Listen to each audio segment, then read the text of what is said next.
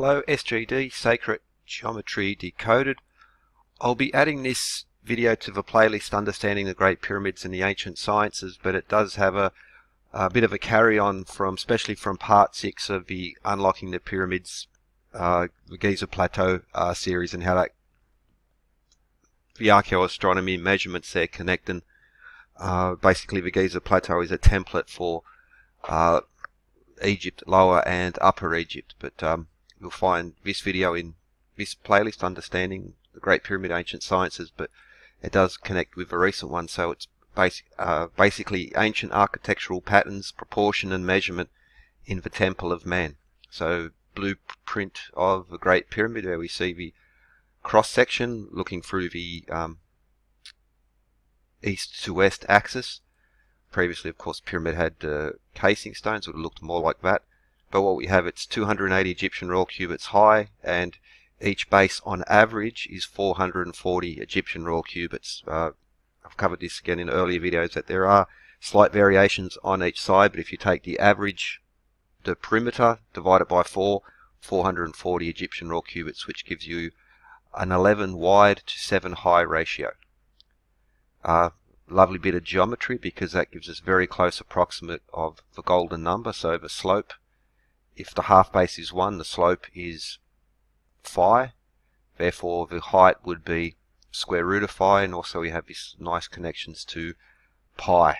And so for instance, 11 divided by 7 almost equals, very close to pi over 2, but again slight variations on each side, and so this very close approximation to pi over 2 actually gets much closer. So it's above, from 99.95%, it's really hitting 99.9% if you include those variations. So a bit of a tour through the pyramid. So we have the Grand Gallery, basically the largest room in there, and these lovely high corbelled ceilings, 28 feet high. It's just a touch over 153 feet long.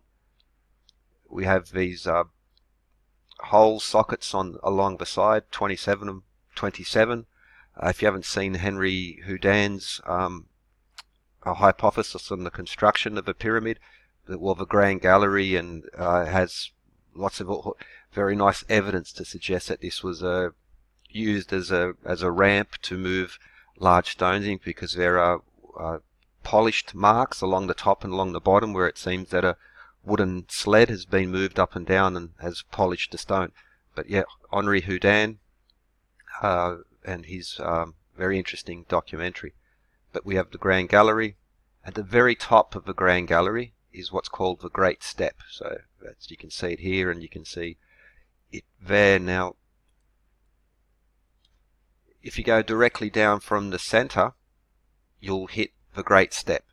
Now it is a little bit, that's on the east west axis. On the north-south axis, if you're looking from north to south, it is slightly offset, but from this side it does go down. But it's essentially, it's in the middle of the pyramid on this axis, but not on the north-south axis. There's a slight offset. That was in part 6 of the Unlocking the Pyramids video. I looked into that. But so the Great Step as it was, and as it is now, it's been restored. Very interesting, it has this groove that's been cut into it. I want to do a video in the future in regards to the Al-Mamun and the passage, and how he knew to cut precisely there, and some intriguing questions in regards to why ancient writers such as Pliny, Strabo said that the pyramid was open. They described the pyramid on the inside. The granite plug, there's questions over, what happened there, but that's something else. Okay, so the Great Step as it was and as it is now, very closely seems to resemble that there's been the wear, it's been worn down, and it looks a lot like when rope marks have been cut into stone, but we'll go into that in the future. So as it was, as it is now, directly under the peak on this axis, not directly under the center, but on this axis it's there. Now if you carry that line down, you're going to pass through the center of the Queen's Chamber, or the lower chamber, and you're going to pass over the entrance passage to the Subterranean Chamber. So here's the Subterranean Chamber. That's how it used to look. and then we have this entrance passage to the subterranean chamber. So when you come down the main tunnel, it narrows down, and it narrows down into this small little entrance. So that's directly under, again, under the great step. You keep going down, and it is 1.57 Egyptian royal cubits wide. Now, because the pyramid is 440 Egyptian royal cubits wide and 280 Egyptian royal cubits high, we can reduce that to 11 wide to 7 high. Again, very, very close approximate of pi over 2. If you include the variations, even closer. And so we have a measurement, and we also have a proportion. And so the proportion of the larger temple corresponds to the metrology of its smaller parts. This is an important theme. Now, firstly, we need to have a look at what a cubit is. And so an Egyptian royal cubit, we have surviving cubit rods. This is from the 14th century BC, but there are older ones. I'm just showing this one because we have these nice markings on there, but again, there's older evidence for it. So a cubit is from the tip of your elbow to the end of your longest finger, and it's divided into 1, 2, 3, 4, 5, 6, 7 palms. Each palm, as like your hand, it's the width of your palm, is 4 fingers. Therefore, an Egyptian royal cubit is 7 palms or 28 fingers.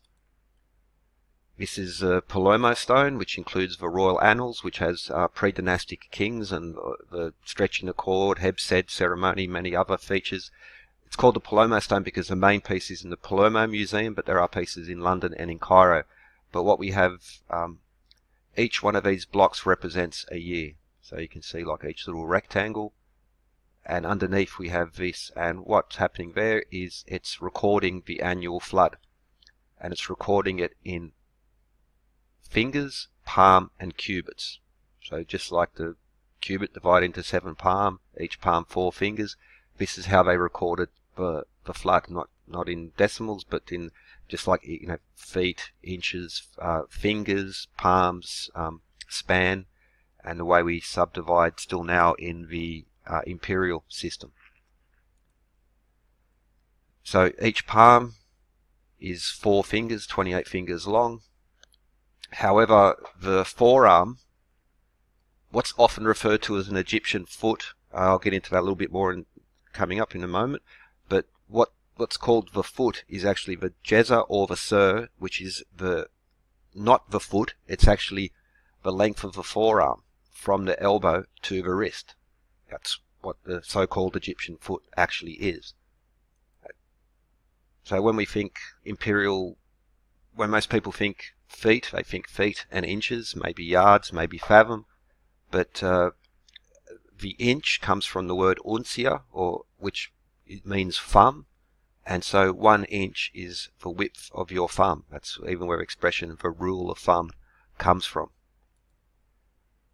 However, most people wouldn't really think of feet in regards to fingers, and so 12 inches, 12 thumbs is a foot, or 16 fingers. In other words, 4 palm. So 4 fingers equals a palm, therefore 12 inches of a foot is 4 palm or 16 fingers.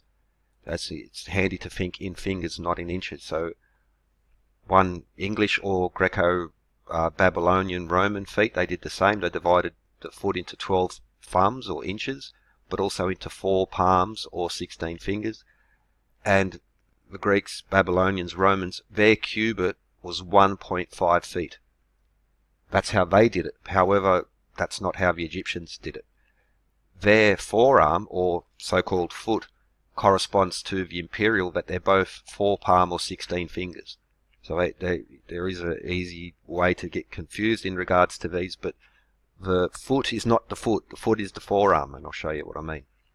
So it's typically we think feet, inches, however it's important, probably even better to think in fingers and palms, especially in regards to ancient metrology. The hands, the fingers are a more natural unit of measurement based on the human body.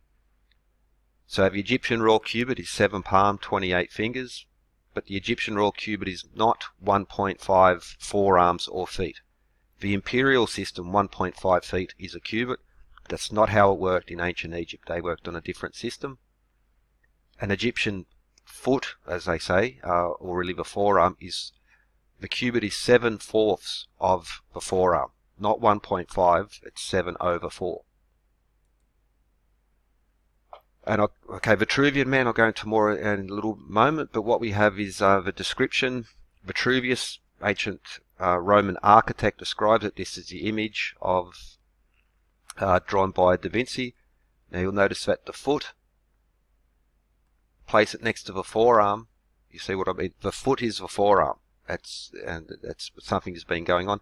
I'll get more into this image, but the foot is the forearm, and that was the same in ancient Egypt. That's how it worked. Okay, so we measure with our hands and our arms. Now we think feet we think imperial, but you don't measure with your feet. It's just not. It's not done. You measure with your hands, whether you're measuring degrees to measure the sky, stars, etc. We do this with our hands and our arms. The only time you would use your foot to measure is a pace, like one pace as you're walking to measure longer distances. But if you're working in any other area, you're measuring with your hands and your arms, definitely not your feet. So there's a whole myth around this king's foot idea, and it's persisted, but it's not actually accurate. It's not even in the text. And so what I mean by this is that there's some problems in here. So I think this, I'm not going to name them or pick on them. They've done some very interesting work based on Petri, but by using modern thinking rather than the old units, what they have is they've arrived to lovely numbers, but they've done it incorrectly. And so, for instance, 20.625 is not inches, is not a cubit. So a cubit, Egyptian raw cubit, is 20.614. Small difference, but if you're multiplying it by 100 or 1,000, it's going to have an issue. But more importantly, they then arrive at Egyptian feet, and they do it with the assumption that 1.5 feet equals a cubit. That's not the case. It's 7/4 forearms that delivers us to that cubit. So they've got to nice numbers, but I must admit that they've done it not correctly. But that's an important feature, because if you apply the actual Egyptian units to the pyramid, you get a lot of lovely stuff happening. And so, for instance, an Egyptian raw cubit plus a forearm, so that's 7 palm plus 4 palm, or 28 fingers plus 16, gives us 11 palm, or 44 fingers. Now that's important because we get a 7:11 ratio here. 11/7 Egyptian raw cubits equals 1.571428, etc., or pi/2, which brings us back to the pyramid itself. Has a 7:11 ratio, which gives us 1.5714, just as we see with 11/7 cubits, of course. But that brings us back to the entrance passage to the subterranean chamber, which is 1.57 Egyptian raw cubits, reflects the proportion of the larger building itself. And 1.571428 equals 11 palms, or 44 fingers. So how do you get that fraction of a cubit? Well, they didn't have to divide the cubit into 1.57. They're working off palms or fingers, 44 fingers or 11 palm, to give us that number. Egyptian raw cubit, 28 fingers, and well, what's going on here? So that same connection. What we have is the proportion of the building, 11/7, is now reflected in the smaller part of the building, which is underneath the building, as above so below, and essentially running down the center of the east-west axis. Measurement and proportion coming together, the larger and the smaller. Smaller measurement reflects the larger proportion, and well, there's more stuff going on. So 10 books of architecture by Vitruvius, and book number 3 on the symmetry in temples and in the human body. Book 3, Chapter 1, Vitruvius, on symmetry in temples and in the human body. First paragraph: the design of a temple depends on symmetry, the principles of which must be carefully observed by the architect. They are due to proportion in Greek. Proportion is a correspondence among the measures of the members of an entire work, and of the whole to a certain part selected as a standard. From this result the principles of symmetry. Without symmetry and proportion there can be no principles in the design of any temple, that is, if there is no precise relationship between its members, as is in the case of a well-shaped man. Now after that he then describes the relationship of size between the parts of a human body, and you can see all these lines where he's divided them and shown that the proportions lead to measurements like inches, thumbs, fingers, feet, cubits, etc. But paragraph 4, therefore, since nature has designed the human body so that its members are duly proportioned to the frame as a whole, it appears that the ancients had good reason for their rule, that in perfect buildings the different members must be in exact symmetrical relations to the whole general scheme. Hence, while transmitting to us the proper arrangements for buildings of all kinds, they are particularly careful to do so in the case of temples of the gods, buildings in which merits and faults usually last forever. Essentially what he's saying is that the smaller part of a building must correspond to the larger part of the building, and the proportions must be in proportion. So the doorway must be in a set proportion to the larger temple as a whole, as where, for instance, the columns must be in a proportion to the length of the building, etc. That's the harmony, symmetry in regards to temple design. Now it's also important to note that he said, this is Vitruvius 2,000 years ago. It appears that the ancients had good reason for their rule. Again, as with the Greco-Romans learning from the Babylonians, learning from the Egyptians, especially through Heliopolis, etc., that for instance, the Parthenon, the wonderful symmetry inside the Parthenon, the levels of knowledge in geometry, astronomy, etc., was already present before they began this, and that they learned it from elsewhere. However, because we have texts such as this, it's no controversy at all to talk about Greco-Roman symmetry and the proportions in there. However, we don't have really explicit Egyptian texts, or that's what they would say, some people. But what we do have is the architecture itself. So all we need to do is apply these most ancient texts and then apply them to the architecture which arrived after the Romans, such as major cathedrals, but also to ancient Egyptian architecture as well. And that brings us back to this concept. So the passage into the Subterranean Chamber narrows down to 1.57 Egyptian cubits. They didn't have to do it as a fraction of cubits. They could have just used their existing measures. So 11 palm, so a cubit plus the forearm, or the so-called foot. That's 11 palms or 44 fingers. That's 1.571428, etc., which is the same as the proportion of the pyramid itself. Now what's lovely about that is that 44 fingers or 11 palm, if I multiply that by 280, the number of cubits which gives us the height, there, now I have the base of the pyramid. So this entrance passage, which is in measurement the same number as the proportion of the whole building, is also represented in the proportion of size to the whole building by the measurements of the whole building. It's a circle that comes back around. Proportion and measurement blend into one another. So essentially the proportions of a larger temple reflect the measurements of the smaller parts, as is the proportion of the smaller part to the whole reflected in the measurements of the larger temple. As above, so below.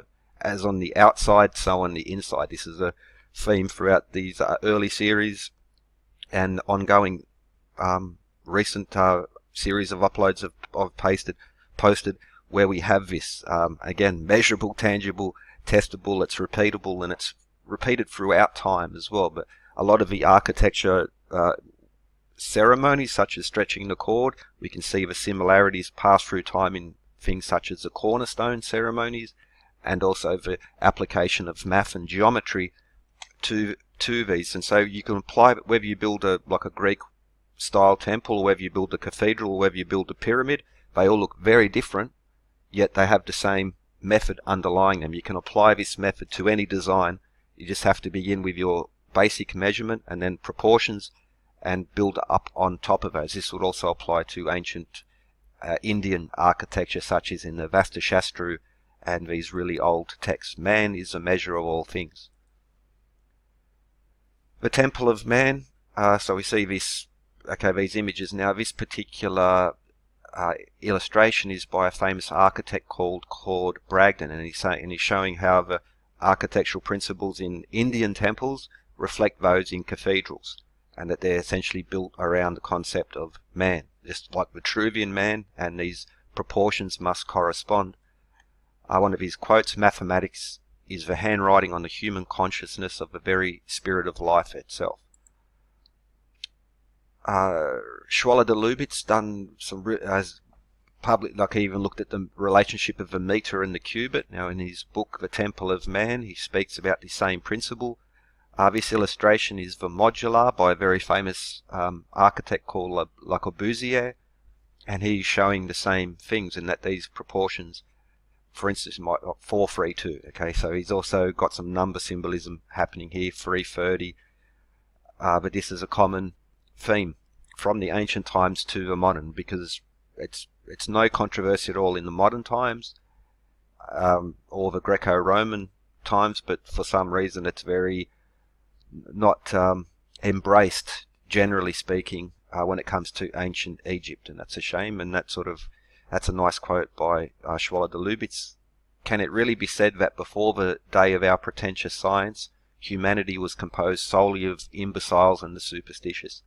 And this goes to this theme. So because he was a little bit too far on the mystical side, they will use that to discredit his actual metrology. However, the measurement, the proportions are there to be measured, to be tested, and it's clear from the most ancient to the most modern architecture, including Ian Pei, Norman Foster, and other modern architects. So symmetry of the temple is reflected in the proportions of a human body. The smaller is equivalent to the whole in a set proportion, and this should also be in the temple. The smaller part should correspond to the larger, and the larger should correspond to the smaller in regards to measurement and proportion. Now this is again paragraph 2. He starts to list how the different proportions of the human body reflect. So the head from the chin to the crown is an eighth. So from your chin to the top of your skull is 1/8 of the human body, and that is also the length of your palm. So face, of a span. So if you stretch out your hand from the tip of your finger, of your thumb, to your smallest finger is a span. That should be the distance from your chin to the top of your head. They list other breakdowns of the human body, how they correspond. But the important one here is the cubit, from your elbow to the tip of your finger, or otherwise the width of your breast or your chest from shoulder to shoulder. That's 1/4 of the human body. Now if you take that picture as a description by Vitruvius, we take the illustration by Da Vinci, and we just, so it actually matches. That's very important, because there's one very important unit which doesn't match the description, and I'll get to that because that's hiding an Easter egg. But 4 cubits, we can see it's 1, 2, 3, 4. That's the width of, so your height should be equal to, if you stretch your hands out from finger to finger, should be equal to your height. 4 cubits wide, 4 cubits high. Which brings us back to the Grand Gallery. So a cubit should be 1/4 of your height, or your from fingertip to fingertip, and therefore a Royal Egyptian cubit, 4 Egyptian royal cubits should define what would be the idealized Egyptian form, which would be a very tall person. That would be 2 meters and 9.4 centimeters, or 6.8713, etc., English feet. Now, that's not like mythically giant, but it's quite, you go to watch basketball, that's probably average height, I suppose. But what's interesting is, and I'll show you again in a little moment, but if you take the feet, that should be 6, as is described in Vitruvius's work. But if you take that and then you make a ruler out of it, you find out that there's actually 6.9 of these feet make the height of the body. But the Grand Gallery, so 4 Egyptian royal cubits should be the idealized man, the Grand Gallery. The Grand Gallery, these benches are 1 cubit, Egyptian royal cubit wide, and they're also 1 Egyptian royal cubit high, while the gap in between is 2 Egyptian royal cubits. So 1 plus 2 plus 1 equals 4. Therefore, the ideal Egyptian figure of 4 Egyptian royal cubits based on the proportions of the body, and the known unit of the Egyptian royal cubit, pi over 6 meters, give or take the width of a human hair. So stretch your hands out, you would touch the sides of the wall of the Great Pyramid. So the Grand Gallery is based on the idealized form, just like described in Vitruvius. Now also 4 Egyptian royal cubits is a nice breakdown of the pyramid itself, because the height and the width is divisible by 4, and it would give you 70 to 110, 7:11 ratio as well. So man is the measure of all things, as Protogoras said, which brings us back to this entrance passage, where the measurement corresponds to the proportion of the whole building, while the proportion of this measurement to the base is equal to the number of Egyptian royal cubits in the height. This is by design. It's not by coincidence, these features. And recently I uploaded part 6 of a series on unlocking the Giza Plateau, and I looked at John Romer's idea that the pyramid plan was based, there was a 1-to-1 blueprint next to the pyramid to ensure high levels of accuracy, and he also pointed out that there's 20, 40 and 60 qubits in this grid, which is lovely because each of those is divisible by 4, the idealized human form. I'll put the link in the description to where I go into this more, but also in previous episodes I pointed out that the Giza complex itself and the distances from Khafre Valley Temple along the solstice equinox lines linking to these have very important, basically 60 Egyptian royal cubits. So 60 Egyptian royal cubits, which is the perimeter of the king's chamber or the upper chamber, which creates a 3-4-5 triangle. That perimeter of that triangle is 60 Egyptian royal cubits, or the height of a pyramid minus the half base is 60 Egyptian royal cubits, pi over 10 meters. That's part 4 of the series. I'll put that link in the description as well, because that also relates to many other pyramids south of the 3 most famous Giza pyramids, and how the proportions of those pyramids reflect the proportions of Khafre pyramid, and the measurements reflect the distances between the pyramids from that 0 point marker. So now Vitruvius, the Roman architect, described it, and then this image was drawn by Leonardo da Vinci, and it has many hidden Easter eggs inside. I'm also going to link a video I posted a while back on Dura's pentagram. So in his book on geometry, where he shows how to draw different polygons, he shows the pentagram. However, his pentagram is incorrect. However, it's incorrect at a very lovely angle, very important angle, which brings us to some very interesting connections to places such as Heliopolis, but also astronomical connections between Sun, Earth and Moon. Dura surely knew how to draw a perfect pentagram. I think that, just like what I'm about to show you, Da Vinci did a mistake in his Vitruvian Man on purpose to embed a level of knowledge underneath linking to ancient Egypt, and that seems to be the case with Dura again, where these past masters leave us Easter eggs, make intentional errors. So like the so-called errors of construction on the Great Pyramid, where the north side is 20 centimeters shorter than the south side. This incorporates information. They knew how to do a higher level of survey than that can be seen clearly throughout the rest of the pyramid. So why was the base trapezoid? Well, just like with Dura and Da Vinci, they've encoded information. So in the description by Vitruvius, a man is placed on his back with his hands and feet extended and a pair of compasses centered at his navel. The circumference of it, so if you put a center the compass on the navel, you draw the circle around, and then we draw a square based on the height, and the height being equal from fingertip to fingertip. For if you measure distance from the soles of the feet to the top of the head and then apply that measure to the outstretched arms, the breadth will be found to be the same as the height, as in the case of plane surfaces which are perfectly square.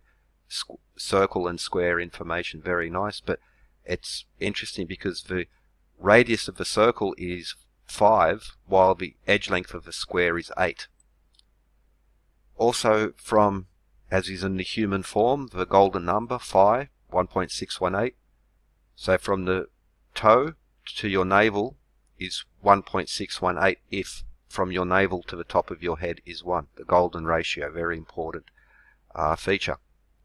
Which brings us to links to the pyramid, or the pyramids, and I'll get more into that in the future. But as an example, on the southern side, or the northern side of Menkaure Pyramid, because the east and west side are 196 Egyptian royal cubits, but the south and the north side is 200 Egyptian royal cubits, and we have a constant height of 125, which gives us an 8:5 ratio. 8:5. Also, the slope of the pyramid to the half base is the golden number, 1.618:1. That's, if you're working on the perfect 7:11 ratio, it's 1.61859. However, include the variations such as a small, slightly shorter northern side to the southern face. This very close approximate of the golden number comes to essentially 99.9% perfect, and or perfection, because the margin of error is involved, and well, it's equal now. Vitruvius says the length of the foot is 1/6 the height of the body, and so the foot should be 1/6 the height of the body, and the foot is also equal from your hairline to the bottom of your neck or the top of your chest. That little hole there you find at the base of your neck, that's also equal to the foot, and the foot is actually equal to the forearm. So again, the forearm is the foot. Now, the problem is with all these other descriptions he shows, they all match, whether it's the cubit, span, the head, etc. They all join this proportion, but the foot is not correct. So the Egyptian cubit, the forearm, the so-called Egyptian foot is actually the forearm from the wrist to the elbow, just like in Vitruvian Man. But is the foot 1/6 of the height, as should be the place described by Vitruvius? Well, no, it's not. That's 6 feet. It's falling short, and it falls short by just under 0.9 feet. So therefore, the number of feet to the height or width ratio is actually somewhere around 6.9. So there's a close-up, and you see divided into 10. It's just short of 6.9.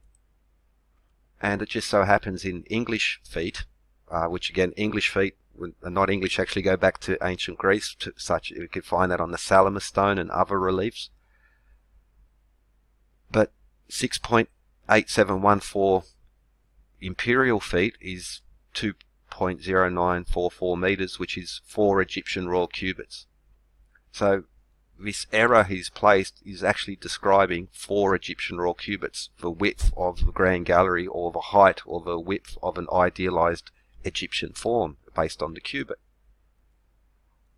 I'm going to link a couple of videos recently, Barcode, produced along with Robert Edward Grant, and now looking at Vitruvian Man and the connections in here. Also Mark Beeson, a few months back now, also did a very interesting one on the math incorporated in Vitruvian Man. This very simple image actually contains multiple levels of information, which links to Egypt in many wonderful ways, also to Greco-Roman temples and other temples, because they all follow the same template.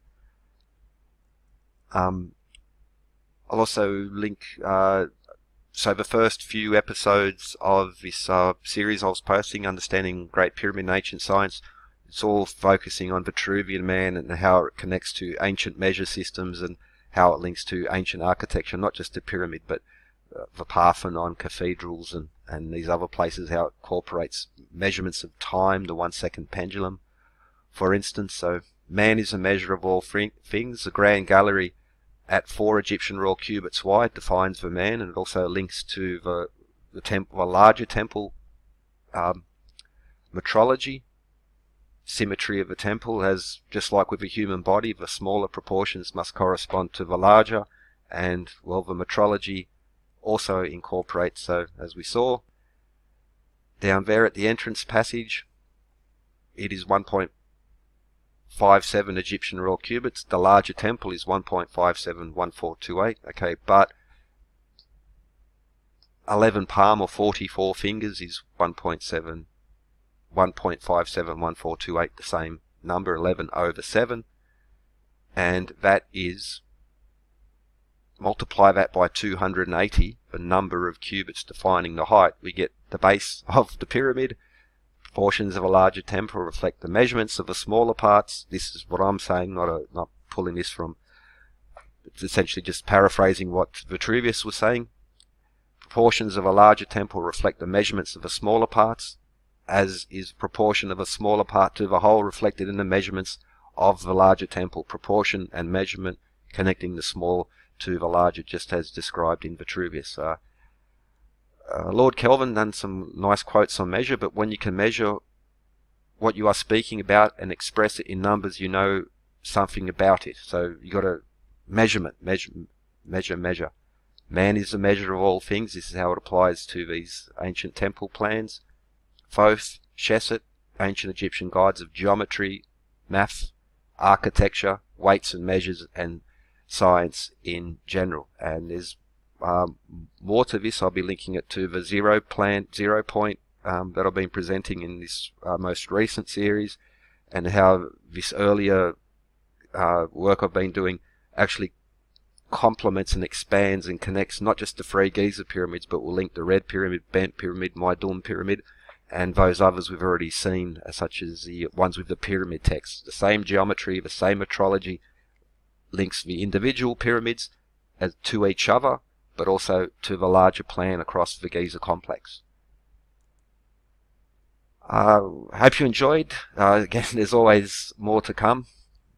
The measure, the geometry, the astronomy, it's measurable, it's tangible, it's testable, and there's the evidence. There's the data. If you'd like to support this channel, you can visit on PayPal, SGD Sacred Geometry. That link will be in the description, and I'll be adding this to the one particular Understanding the Great Pyramid Ancient Sciences playlist, but it does reflect this recent series I've been doing on the Giza Plateau and the 0 point on the northwest corner of the Khafre Valley Temple. So with that, cheers and have a good one.